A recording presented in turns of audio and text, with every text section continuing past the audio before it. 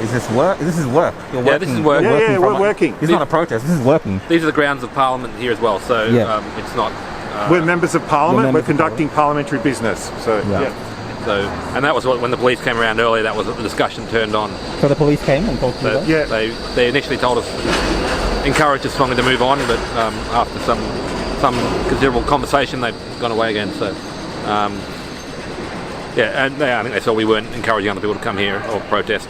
Sean here, just reporting from Parliament House in Victoria. Just come down here to see two of our politicians from the Liberal Democrats who have had no choice but to work outside of Parliament because Parliament is, of course, closed now.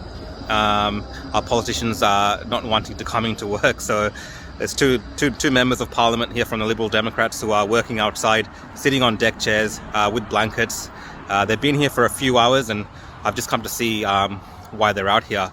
And this is the interview that I did with David Limbrick and Tim Quilty from the Liberal Democrats. Now they're standing out here in front of Parliament House. They've got two signs: open the parks and let kids play. Why aren't you guys inside Parliament, being parliamentarians? Why are you standing outside or sitting outside like this?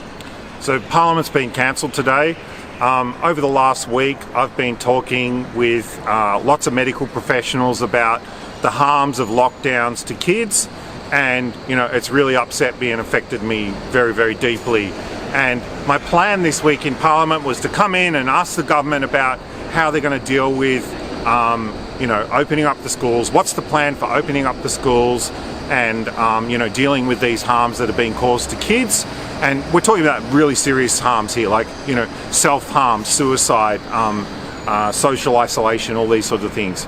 And then yesterday we find out that they're closing the parks, and this is one of the few things that parents have to be able to let their kids go to the park and have a bit of fun and kick a footy around and do all that, and they're closing the parks. And then also we find out they're closing down Parliament. So we sat today in Parliament for like an hour, and the first item agenda was to just a debate on shutting down Parliament and on shutting down Parliament for the day and adjourning at some point in the future. And Tim and I said, look, we have to do something, and I know this is drastic action. We're standing at the front of Parliament, we're sitting here with the signs, but I want people to know that at least open the parks, for God's sake, let the kids play. And that's my message. I'm so concerned about what's happening, the future. I'm worried that we're going to have a generation of children with psychological damage because of what the government's doing. And closing the parks is a step too far. We're taking action. Look, I don't want to encourage people to come down here and see us. I don't want people getting into trouble. But we're doing what we can. Shutting down the parks for the kids, I mean, they're gone too far. And the feedback that I've had from parents and medical professionals and all these sorts of people is, what are these guys doing? This is crazy. You're not letting kids play. What are they going to do? I don't know. My kids, they love going. That's the one thing they can do at the moment, is they can get on their bikes and they can go down the park and they can, see a couple of mates and go down the slides and, ride their bikes and do whatever. What are they going to do now? Every other parent's thinking the same thing. They're extending the lockdowns. Every time they say there's going to be a date where it's going to end, it always turns into, a lie. It gets extended, it gets extended, it gets extended again. So, there's no hope. We need hope for the adults, for the parents, and we need hope for the kids. And, let them go to the park and play.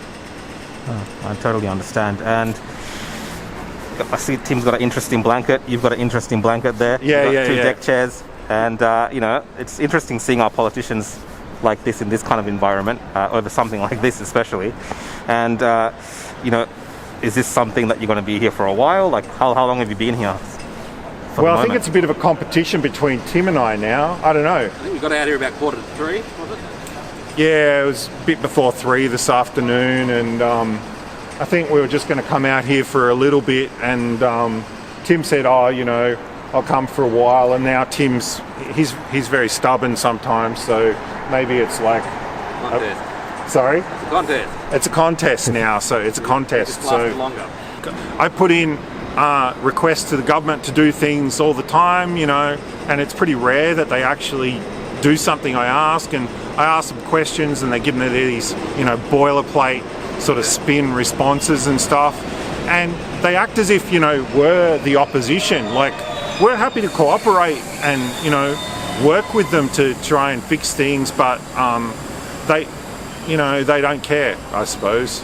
Yeah, they just don't care. And like shutting down the parks like they did, you know, especially with all these stories about the harm that's happening to kids, I just think, you know, like, they don't seem like, they seem different to me. They seem, you know, I couldn't even consider doing that, you know, like, I don't know. Oh, well, thank you for your time today, David. Yeah, and Tim. thanks. And thanks for coming along. No worries.